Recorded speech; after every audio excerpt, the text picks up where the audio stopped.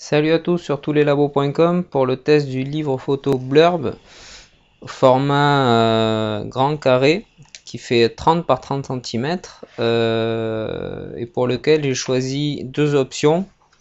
Le papier 180 grammes, de base il propose 135, ce qui est même avec l'option pas énorme.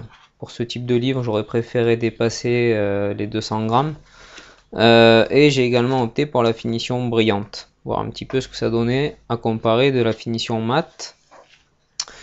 Donc j'ai commandé deux livres différents et la finition brillante est légèrement plus brillante, c'est pas excessif, donc au niveau trace de doigts c'est pas mal, même sur des fonds noirs comme ça. Donc c'est un livre qui démarre à 50 € à peu près.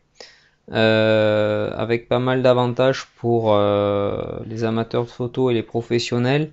Vous pouvez déjà aller jusqu'à 440 pages, ce qui est énorme. Vous avez une compatibilité PC et Mac. Et le logiciel est quand même assez pratique puisque vous pouvez envoyer vos propres créations en PDF. Vous avez pas mal de petites options comme ça. Vous pouvez également mettre en vente vos livres sur leur site. Je vous ai listé un petit peu tous ces avantages sur tous les labos. Vous les verrez sur le test du livre. Au niveau de l'impression, il n'y a vraiment pas de défaut majeur. Sur les tons chers, c'est pas mal du tout. Donc tout ce qui est naissance et mariage, Blurb peut être un bon choix. Au niveau de la netteté aussi, c'est sympa. Les dégradés ils sortent bien.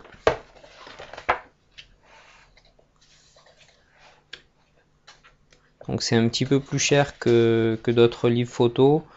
Au niveau du logiciel et de ce que propose Blurb sur l'interface, c'est justifié.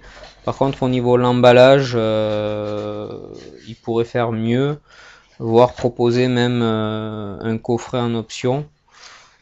Le petit logo Blurb, ça c'est une option, vous pouvez l'enlever. Et au niveau de la couverture, ben, elle est pas mal, mais on a peut-être vu déjà un petit peu mieux. Par exemple chez MyPhotobook où elle était vraiment très nette. Et par contre, un point positif aussi, c'est, vous voyez, c'est cousu comme le livre photo Apple que j'ai déjà testé. Donc ça, au niveau solidité, c'est pas mal. Voilà. Donc un bon livre globalement que je conseille plutôt pour les amateurs et les pros, d'autant plus que le logiciel au niveau fantasy, il y a vraiment pas grand chose. Donc c'est vraiment pour ceux qui veulent créer leur livre de A à Z, notamment en passant par un logiciel dédié, ça peut être pas mal. Dernier point négatif aussi, il n'y a pas de double page, vous êtes obligé de mettre deux fois la même photo et de vous arranger en zoomant pour que ça vienne se mettre comme il faut. Donc ça c'est un petit peu dommage. Ils auraient pu prévoir ça, je pense que ça arrivera dans une mise à jour.